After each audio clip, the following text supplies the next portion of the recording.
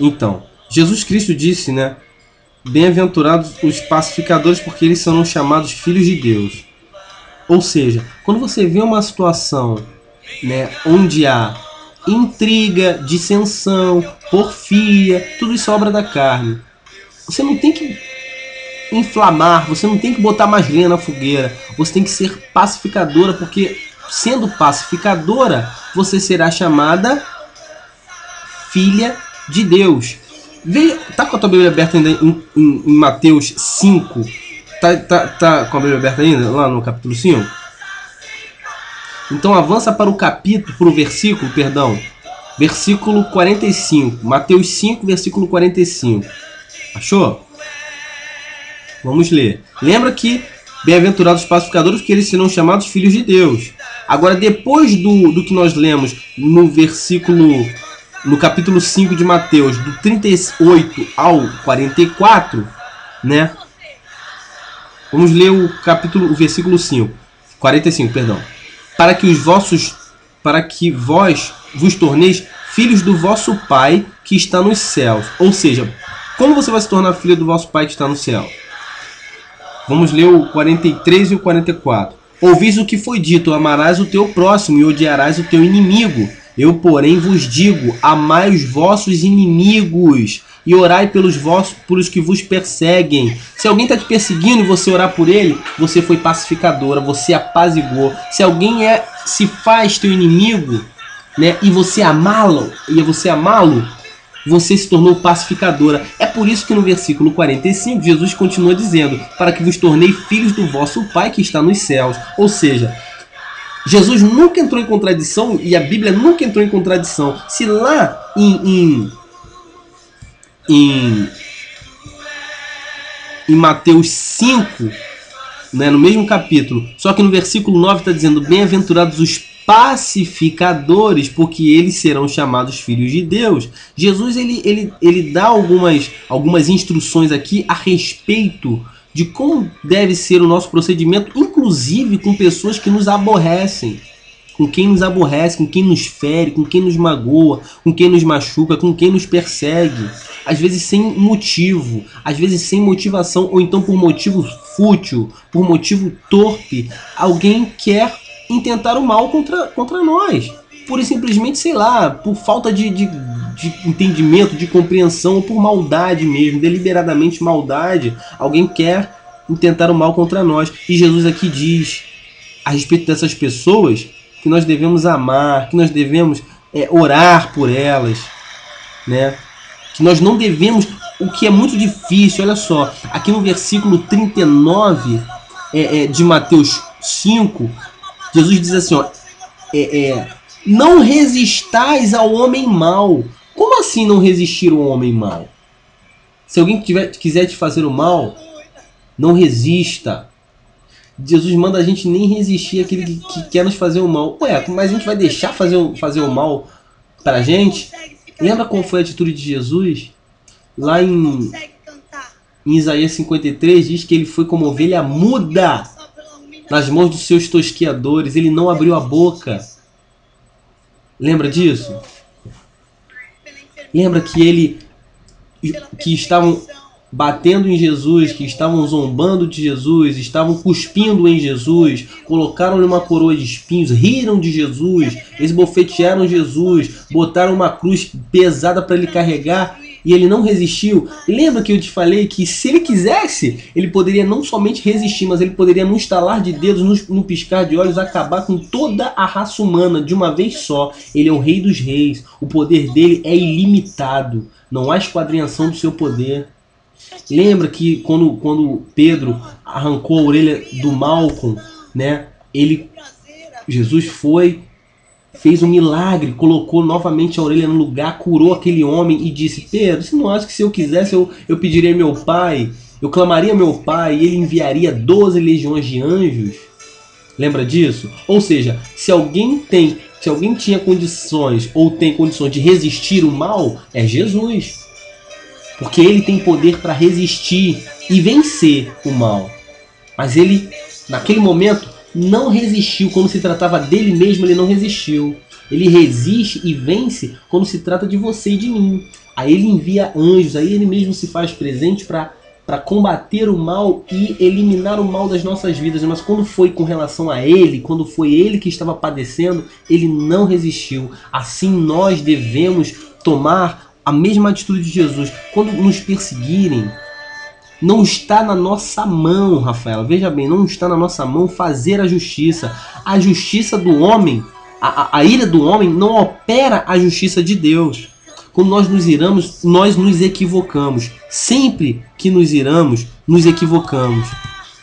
Né? Uma palavra que ficou marcada foi você falando assim. Que raiva! Que raiva, realmente. Entendeu? Mas calma, isso aí é compreensível. É compreensível porque realmente a nossa inclinação é para isso. Mas lá em Tiago, versículo 1, lá em Tiago capítulo 1, versículo 20, isso que eu citei, né, que a justiça do homem não opera, que a ira do homem não opera a justiça de Deus, isso está lá em Tiago, capítulo 1, versículo 20. Se você quiser abrir, eu te aguardo. Quer abrir? Tiago 1, 20, mas provavelmente vamos voltar em Mateus, tá? Deixa marcado aí. Fechou? Tá bom. Não tem problema não. Já chegou no Tiago? Vamos ler do... deixa eu ver. Vamos ler do versículo... Vamos ler o 19, o 20 e o... Deixa eu ver.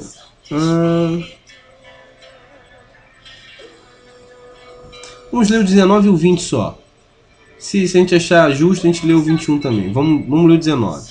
Sabei isto, meus amados irmãos. Todo homem seja pronto para ouvir, tardio para falar e tardio para se irar. Calma, antes da gente passar para o 20. Rafa, será que você foi tardia em irar-se? Você se irou logo, não é? Nossa, ela falou isso, mas como é que ela falou? Nossa, que raiva! Não é? Você se irou logo, não é?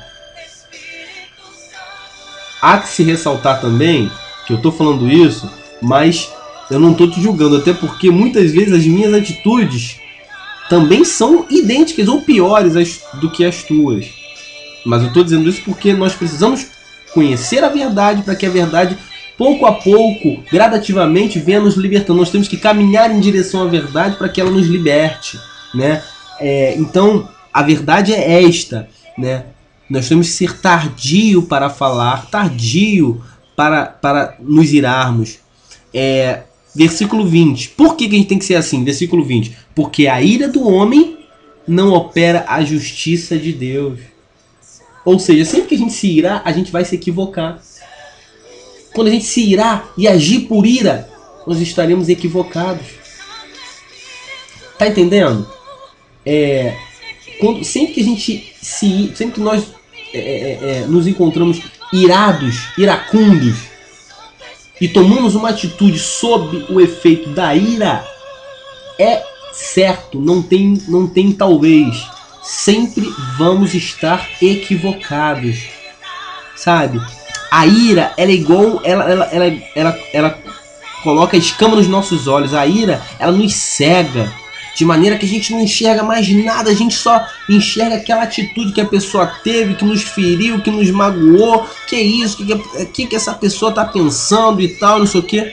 Não devemos ser assim. Voltemos para Mateus 5. Abriu?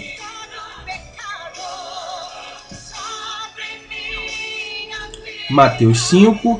Agora vamos para o versículo 41. Mateus 5, 41. E se... Posso ler? Jesus ainda continua dizendo: e se qualquer te obrigar a caminhar 1000 passos, vai com ele 2000. Às vezes um irmão pede pra gente fazer alguma coisa que, nossa, caramba, essa tarefa é chata, é difícil, e ele me pediu isso. Deus aqui está dizendo, se alguém te pedir para fazer uma tarefa que você não quer fazer, faça o dobro. Isso é amor. Isso é amor. Amar a Deus sobre todas as coisas e ao teu próximo como a ti mesmo. Tudo bem, Rafa, deixa eu te falar uma coisa. Faltou sabedoria da irmãzinha, que fez o que fez, que falou o que falou. Mas veja bem, será que a atitude de chegar e falar assim, não, vou falar pro pastor, o que, que ela tá pensando, quem ela tá pensando que ela é, vou falar pro pastor, chegou e falou e tal. Tudo bem, você falou com o pastor. Será que foi a atitude mais correta? Mas eu não falei não. Foi quem? Não, a Tati não veio, mãe. Será que foi a atitude mais correta? Ué, mas ele tinha. Olha só, ele tinha sonho. Sim. Ele falou que ela liga pra menina. Sim. Fala da menina. Né? Tá? Sim. Aí, tipo assim, não tá. Como tirar a sociedade do papai. Não, eu entendi. Não, eu entendi. Eu entendi. Mas será que não houve, assim... Será que a irmãzinha que agiu com extrema falta de sabedoria, será que ela ali na situação não foi exposta? Foi ou não foi? Calma.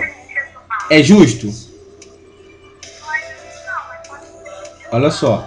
O que Jesus está dizendo aqui, ó? Vou ler de novo aqui, ó. Versículo 39 de Mateus 5. É difícil, é muito difícil. Eu te falei, eu não disse que seria fácil. É difícil. E nem Jesus disse que seria fácil. Olha o que ele está dizendo aqui. Leia o versículo 39. Lê como é que está na sua Bíblia aí. Eu tô lendo assim, não está tão perfeito, mas a qualquer discriminação que tem, volte também a outra. Ah. Ou seja, a irmãzinha foi perversa, não foi? Ela agiu com perversidade. Mas o que Jesus está dizendo aqui? Para você não resistir. A gente só vai alcançar a plenitude do temor ao Senhor, a plenitude da obediência ao Senhor, quando chegarmos ao ponto de, sabe, você ligar para a pessoa, como foi o caso da Tati, você ligar na melhor das intenções e a pessoa lhe retribuir com ignorância, com, sabe, te humilhar. Quando alguém te humilhar e você se humilhar. Ou seja, não estou dizendo que essa seria minha atitude, que eu não sei.